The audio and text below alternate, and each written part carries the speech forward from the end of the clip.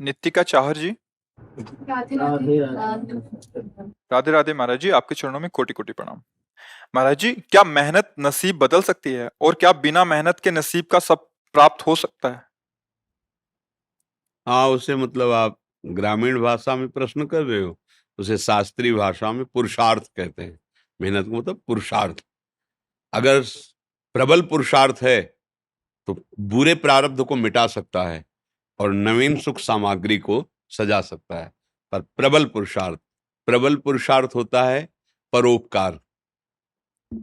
दूसरे के भारी समस्या दुख में सम्मिलित होकर उसको मिटा दो और भगवान का स्मरण करो। इन दो के द्वारा ये प्रबल पुरुषार्थ आपके पूर्व प्रारब्ध को नष्ट कर देगा।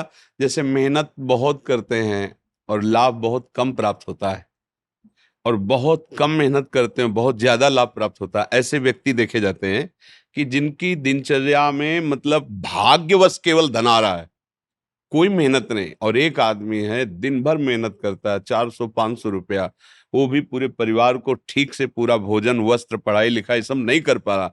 एक आदमी है कि बिल्कुल कोई ऐसा कार्यरत नहीं है, पर अर्थ की बाहुल्यता उसके घर में। ये पूर्व का जो पुण्य है वो उसे अर्थ प्राप्त करा रहा है, वर्तमान में वो पुरुषार्थहीनता दिखा रहा है। तो जब तक प्रारब्ध भोग है पुण्य का तब तक चलता रहेगा। अब एक है वर्तमान में बहुत पुरुषार्थ कर रहा, मेहनत कर रहा है, लेकिन पूर्व का पाप उसे आगे नहीं बढ़ने दे रहा। अब पहले पीछे का जो पाप है उसे नष्ट करने वाला पुरुषार्थ बने। वो दो प्रकार से होता है। परहित सरिष धर्म नहीं भाई। दूसरे का किसी का ऐसा हित हो जाए जो असहाय है, असमर्थ है, रोगी है, परेशान स्थिति में, हम उसका सहयोग कर दें बिना किसी स्वार्थ के और प्रभु का नाम जप करें। इन दो के द्वारा हम पुराने पुराने कर्मों का परिणाम जो हमें आगे नहीं बढ़े उनको हम नष्ट कर सकते हैं। तो हुआ तो ये भी प्रयास ही ना, मेहनत ये भी तो हुई ना। नाम जप करते हुए दूसरों के सुख की भावना में अपने कर्तव्य का पालन करते हुए, तो ये पुरुषार्थ आपके पूर्व प्रारब्ध का नाश कर सकता है। भाग्य से ही सब कुछ मिलता है ऐसा नहीं है, भाग्य भी काम करता है। जैसे बहुत पढ़ लिख करके ग्रेजुएट हुए लेकिन प्रारब्ध इतना बुरा है, नौकरी नहीं मिल रही, तो बेचारे गांव के कार्य कर रहे हैं या छोटी मोटी दुकान कर ली और ऑफिसर रैंक की पढ़ाई किए हुए है। और एक है कि ऐसे घर में जन्मे हैं कि जमींदारी पहले से ही है, और वो न पढ़ने में रुचि न किसी क्रिया में रुचि, लेकिन वो बहुत सांसारिक सुखों को भोग रहे हैं। यहाँ प्रारब्ध देखा जाता है। लेकिन एक है कि बहुत गरीब घर में जन्मा, बहुत मुश्किल से उसके माता पिता ने पढ़ा पाया, पर उसने जी जान से मेहनत की, इतना पुरुषार्थ किया कि वो गांव में सबसे बड़ा आदमी बन गया। ये भी देखा जाता है। जो अपने पुरुषार्थ को प्रबल कर दे तो प्रारब्ध को मिटाया जा सकता है।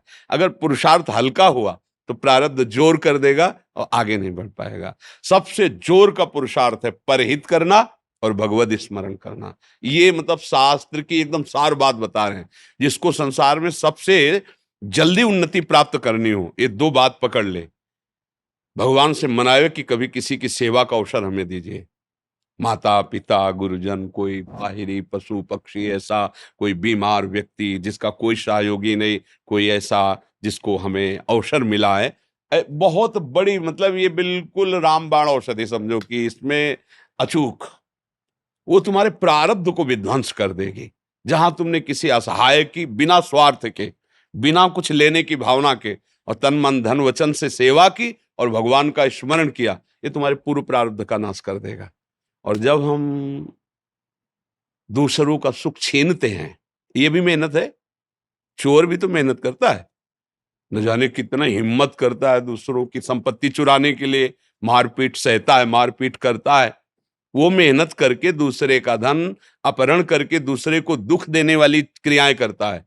तो उसकी ये मेहनत, उसके पूर्व के पुण्य जो जमा है आगे सुख देने वाले, उनका नाश प्रारंभ हो जाता है। पूर्व का पाप और वर्तमान का पाप, ये जब दोनों मिलेंगे तो किसी काम का नहीं कहते मिट्टी में मिल गया, किसी काम का नहीं, सब विध्वंस हो जाता है। इसलिए सदाचरण करो। और ये अंदर की बात कह रहा हूं, हृदय की, दूसरों को सुख पहुंचाने की भावना ले आओ और नाम जप करो, जय को प्राप्त हो जाओगे। परहित सरिस धर्म नहीं भाई। जटायु जी को वो गति वो दुलार मिला जो महाराज दशरथ जी को प्रभु ले। दशरथ जी वहां प्राण त्याग रहे हैं, भगवान श्री राम वनवास में।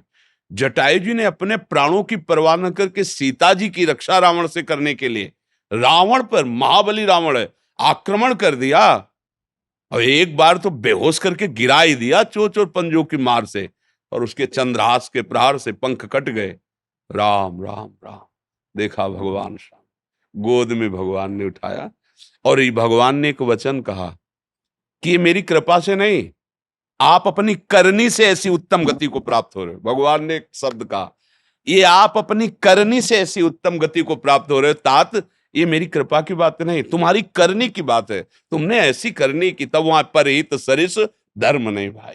अगर प्राण भी चले जाएं दूसरे के हित में तो भगवान को प्राप्त होता है। बहुत बड़ी बात है, हम ऐसा पुरुषार्थ करें कि अपने प्रारब्ध का नाश कर दें। जो हमारा बुरा प्रारब्ध हमको नष्ट करने, हमें दुख देने, हमें विपत्ति में फंसाने आया, मंगल हो जाएगा। भगवान का नाम और दूसरों को सुख प्रदान करने की भावना।